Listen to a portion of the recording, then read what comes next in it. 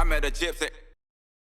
Maybe it's already setting itself up for what you're talking about, and maybe satisfying my thought too, which was trying not to kill these dreams for these kids.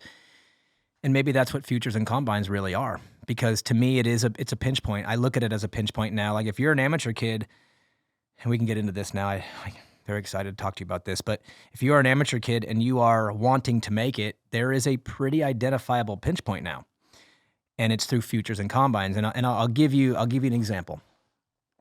Chance Hymas, Ryder DeFrancesco, Daxton Bennick, Julian Beaumer, Casey Cochran, Cole Davies, and Drew Adams. Okay, those 7 names. All 7 are on factory teams right now. All 7 won futures, and they're the only 7 to ever win a futures main. And they're all on factory teams right now. Do you all realize what just happened? The sport just recreated itself very, very, very quickly, which is under our nose. You go through futures to get onto the factory team now. And that doesn't mean you, Preston Baseflug, Mark Finnis, they went to club, they went to, that doesn't mean like, well, I guess, no, that gives you another, you still have your shot, and they're going to get their shot that way. But if you want to onto a full factory team in the 250s and get your shot at getting paid and winning races in a championship, it's going through futures now. That just happened, like under our nose. And I knew it would happen, and it's the best thing they've ever done, because there was a bridge missing. There's always been a bridge missing from amateur to pro. And doesn't mean that some can't just go in and kill everybody. That happens all the time. But most suffer through the bridge really badly, and then here they are, futures and combine. I mean, they're giving these kids like a mini taste of the real. They get to do the real thing, but against their peers. So you're not 16 anymore and turning pro and racing with RJ Hampshire. I mean, could you imagine Cole Davies last year racing against RJ? It's not a reality yet. The reality was futures racing against Towers and Drew and Gibson and Fowler. That's a better bridge. So I believe that the sport just changed like that, and everything funnels through that pinch point right there. You win there, you get your shot on the factory team. That doesn't mean you can't go to layers 2 and 3, but for all you kids out there, if you want to get a factory ride in the 250s, futures. Yeah. Just happen. And I think there's going to be a lot more rounds. Like, I think from what I heard, I think they're about to really expand that in the coming years. If they follow through with what they're talking about. I personally, because of where I sit now in the sport, I'm in a different place now. I'm not a broadcaster. I'm still a podcaster and a YouTuber. I love covering the pros. I love it. But my world is now amateur racing. And if they follow through with what they're planning on doing, it will be the best move, I think, for the sport. And it might actually satisfy a bunch of different itches that need to be scratched on some fixes. To be honest with you, it might fix a couple different things. And I hope they go through with what I think you're talking about too, which, guys, do it. Do it. It's so good for the sport if we can create what they're talking about. Well, the proof's in the pudding. Like, I hadn't thought about it the way that you laid it out. So, and what that does is that changes everything now for all the kids out there that are wanting to make it in the sport. If you're on a 50 right now, or you're 15 years old in the B class and you're thinking like, what do I do? What do I do? Well, the road map is a big, wide, giant road that tightens every year as you get a little older. Tighten. And all of a sudden it looks like there's one way through, and it's through futures. And this may satisfy what you're talking about, where we are able to create that initial layer. Those are all privateers. These kids aren't going to be all on factory bikes, so maybe they're the ones in the vans coming in, and then that is maybe our funnel moving forward. So maybe there's a chance to satisfy a lot of different things all in one motion, but I think that starts with the bridge that they did create, and I hope they do, they finish the bridge. Yeah. Because it'll be incredible for the sport, and it'll be incredible for me personally because of where I am now and what I believe and who I want to be moving forward in the sport, which is a very influential person in the amateur world, helping kids and families make their way through this tornado that they're in so that they can get on that gate and have their shot. So I hope that they follow through with what they're doing, because it will put the final period on, I think, the best decision they ever made, which was to start building the bridge. Yeah. So what is next for Daniel Blair? Let's talk about it. Let's plug it. I'm excited for you, bro. Bro, you want to know how I feel right now? I am so confident that what I have created and what I'm about to offer to the sport is going to be so impactful, and that's what I want it to be. I put my whole heart into this.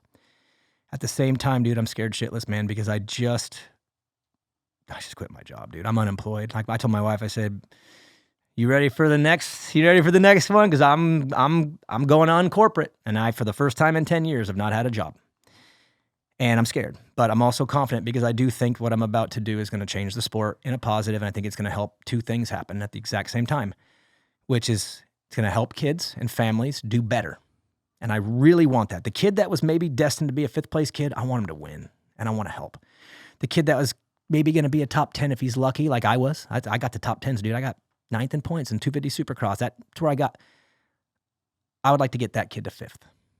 The kid that was never going to make Loretta's, but he wants to, and he's like, man, I wish I could be one of them. I want to get him into Loretta's. I want to help him. And the way to do that is to educate. And what I've learned over the last 10 years is that I have lived multiple lives, man. I've got so much experience and so many things that were right, but so many things that were so wrong that I got to watch and witness and live myself. And the last few years with these families, it's been like a crazy tornado of information that I've helped give and helped get back. And all of that is accumulated into who I've always been meant to be. I'm meant to be an educator. I can communicate, I like to study, and I care about people. And I love this sport. And if you put all those things together, then my place in this sport is in amateur racing to help families get through it. From their very first race on a 50 to that futures race and that combine race when they're getting their shot. And I want to help that whole journey. That's what I want to do. And so what I did was I resigned from KTM at Minios when I was there. I was battling this idea.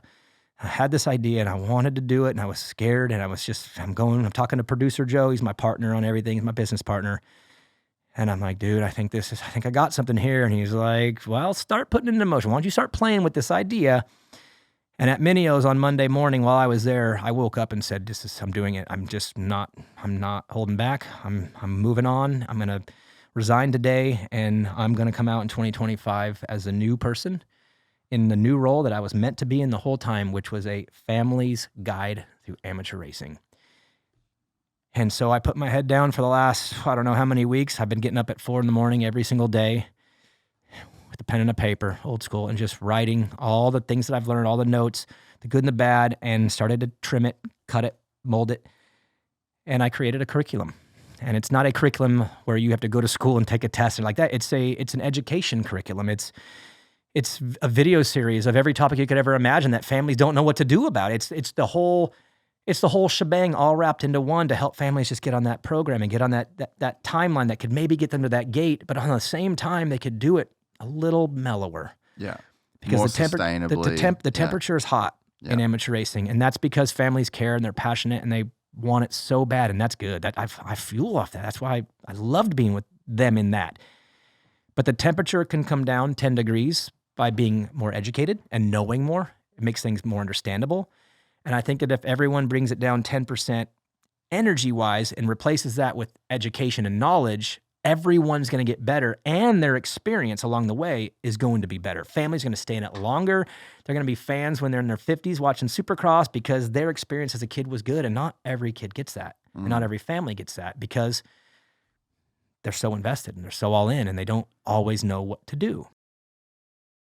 If you enjoyed this content, please like and subscribe. And to listen to the full 3-hour podcast, search Gypsy Tales in your favorite podcast platform or click the link in the description below. Gypsy Gang.